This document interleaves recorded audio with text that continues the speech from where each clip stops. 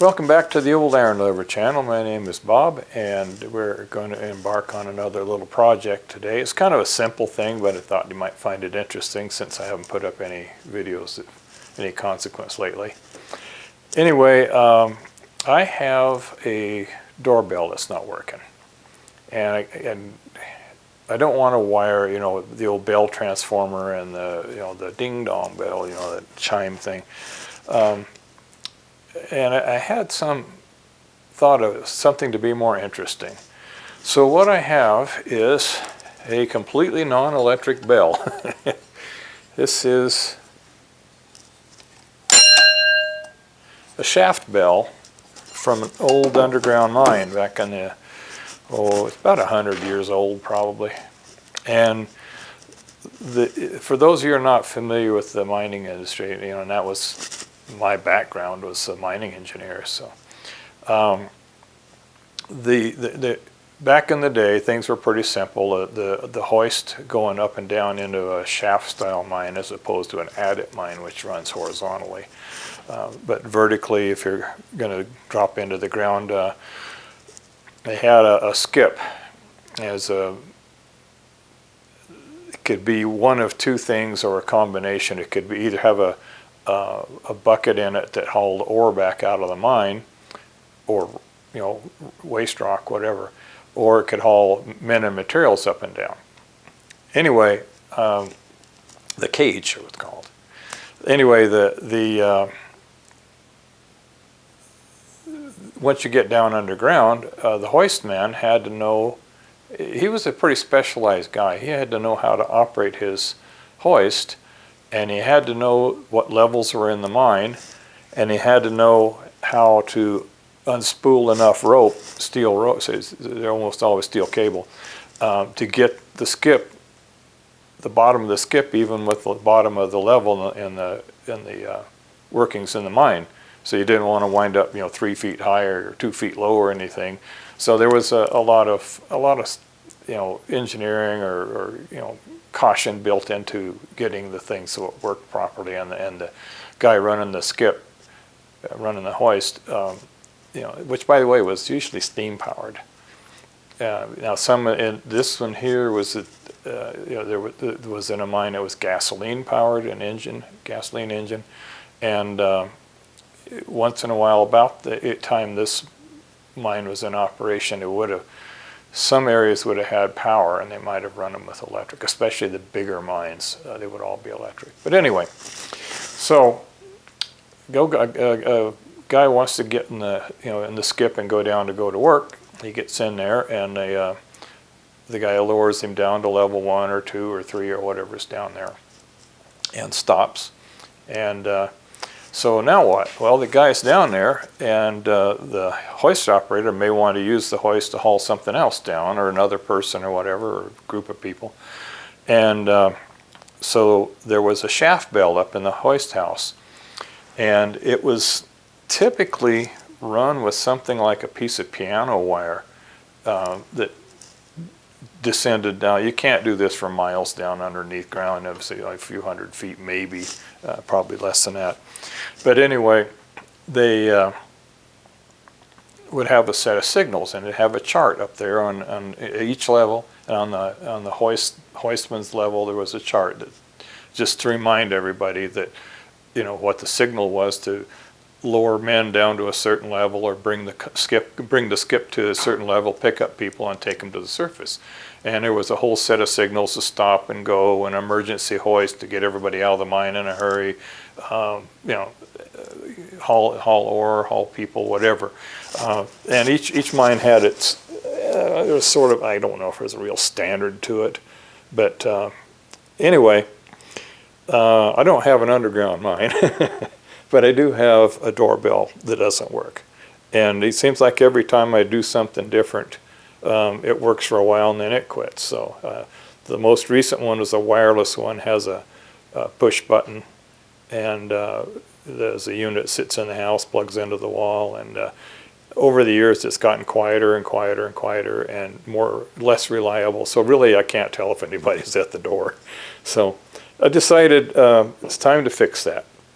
So what I'm going to have, this is going to be mounted inside the house up above the front door, and it'll be a steel wire that comes from the lever on this, from this lever, and it'll come down to a pivot, and then it'll go through the wall and hit another pivot, and there'll be a piece of wire with like a wooden handle on the bottom of it, and we'll pull that to ding the doorbell, which I thought was kind of better than a knocker. And the pivots, actually, I'll give you a picture of it first. Okay. There is sort of a drawing of what it looks like. You have a bracket, mounts it to the wall. You have the pivot itself, which is going to look like that. Bracket's going to look like this. And one of the brackets, the one where the pull rope or pull wire is on, will have a stop, some kind of adjustable stop, so when somebody's pulling on it, you can't pull it beyond where I want it pulled, maybe bending something or causing damage to the system inside. So anyway, I looked and looked and looked, and those you guys that are into car racing or boats, model airplanes, all kinds of things, probably will recognize that as a bell crank. And I first seen bell cranks when I was a teenager building hot rods and things. Throttle linkages and things like that. Model airplanes, our remote control airplanes had bell cranks on them to run the different functions of the plane. And you kind of wonder why it was called a bell crank in those days, because and really what it goes back to is, I don't know if this is the earliest example, but one of the most prominent examples would be in the Victorian homes where they had, a family living there, and then they had a number of hired people to help, kitchen staff, people took care of the bedrooms and the house cleaning and the butler and all that. And they lived in a different part of the house from the homeowners or the family. And in each of the rooms that were likely to need service, like in the dining room or the bedrooms or whatever, there would be a pull chain, a cable or a rope of some sort, and pull, and it would ding a bell. And typically those wires that ran through the house to pull that bell would have a series of these bell cranks that go through the wall, down and over and up and all that, and they were actually pretty effective. And you may have seen, I think in Downton Abbey maybe, you'd see a whole row of these bells down in the kitchen or the servants' quarters, the butler's area or whatever, and it had this kind of a spirally spring with a little wiggly bell on the bottom of it. And when somebody was pulling on that from the bedroom or whatever, people would hear that, they'd look over on the wall, see which bell is wiggling, and they would know, well, that's the master bedroom, or that's the kid's bedroom, or the nursery, or whatever.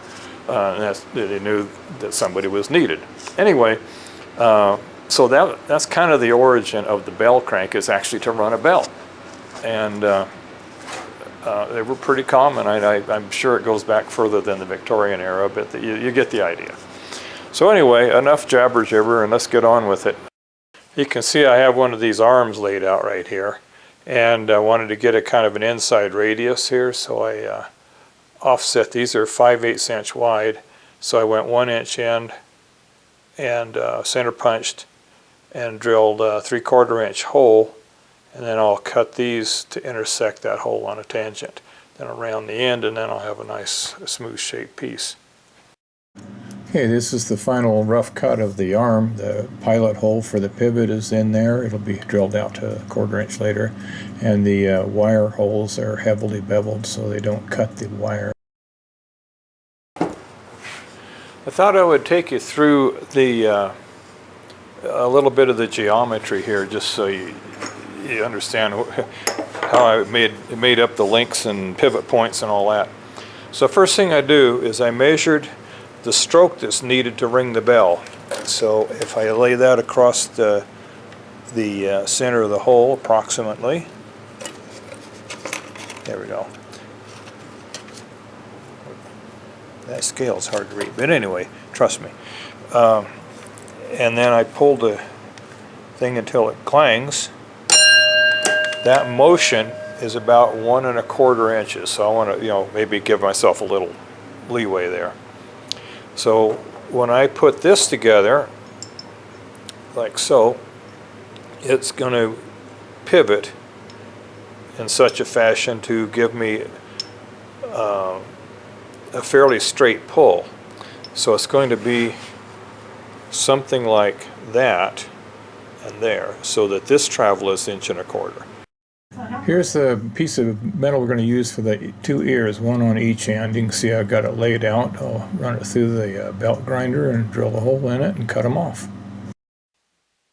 And just to save a little time, I clipped the corners off with a bandsaw. Now I'll go over to the belt grinder and get them finished up. Okay, we'll go cut them off with the bandsaw, and then I'll probably try to machine them. I'll set it up so I can mill the ends of them, make at least pairs the same height. I'll make them all, actually make them all same height from the bottom where it welds onto the base plate up to the center of the hole. Okay, here's the setup.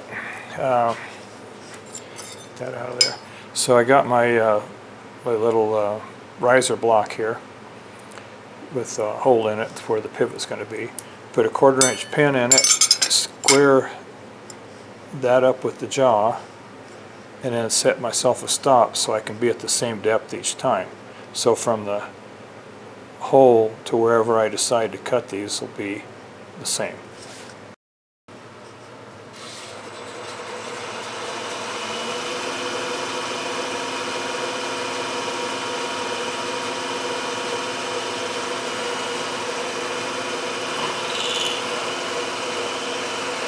Got touched off, and 0 my X. I'm going to, just for the sake of argument, I'm just going to take 10.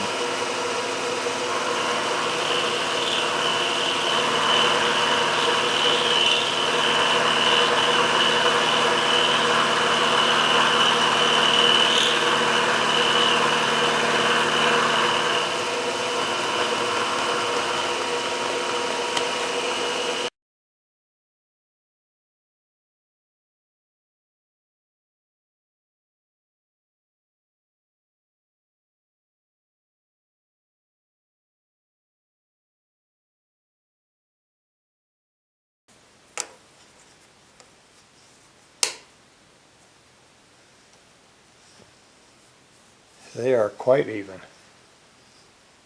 So when I go to silver solder them into place, they should, the holes should line up pretty well.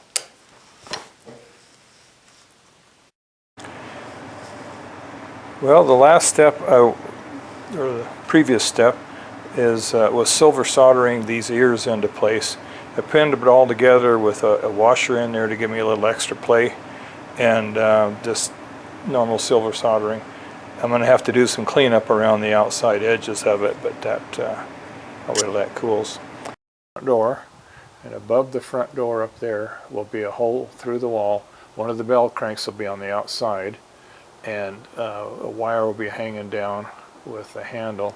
This wooden handle you see in the lower right corner of the tray there is actually a file handle. So anyway, that'll be hung down there. There'll probably be a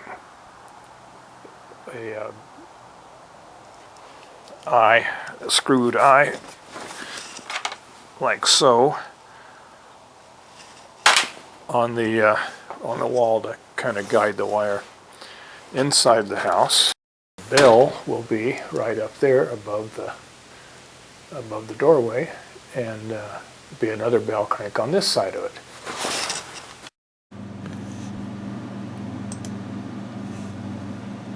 There's the bell cranks, and the plastic, or the tubes inside of that plastic container are hollow ceramic tubes. One of those will be driven through the wall to protect the wire, keep it from sawing into the wall and things like that. Guide it basically. And then there's a handle down there for the pull. Got my long drill bits up there in the silver tube, and we're ready to go. Well, our doorbell project is done, and here's the outside. And you see the little bell crank at the top, and then the little pull handle, which is actually an old, an unused file handle. And then I put a little sign at the bottom.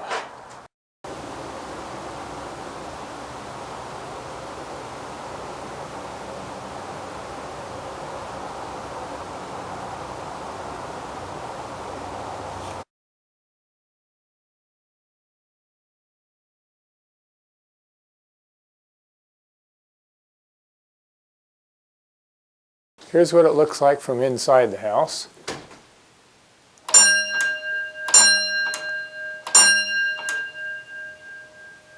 And that's what it sounds like. And we can hear it pretty much anywhere in the house. Well, thanks for watching. I hope you enjoyed it. If you liked the video, give it a thumbs up. Help my search engines find me. If you like the channel, please subscribe. We're up to 3,200 or so subscribers, and thank you all very much. And if you have a comment to leave that you think I'd like to hear, well, please do so. And until the next video, happy trails.